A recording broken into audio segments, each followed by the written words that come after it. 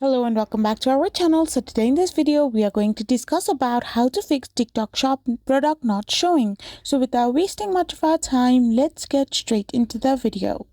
So if your TikTok Shop product is not showing either in your profile, search results or product category, you can simply follow these simple easy steps.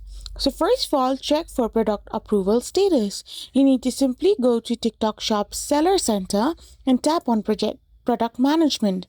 Once you have done this, you can simply tap on product list, and if your product shows under review or rejected, it won't appear publicly. So to fix this problem, you need to simply make sure that the images are clear, not misleading, and the title and description comply with TikTok's guidance.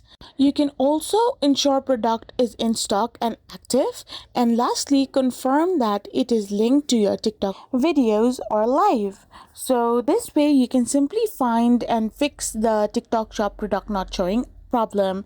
I hope you found this video helpful, so don't forget to hit that subscribe button and do give us a thumbs up. We will be back again with more informative videos. Thank you for watching.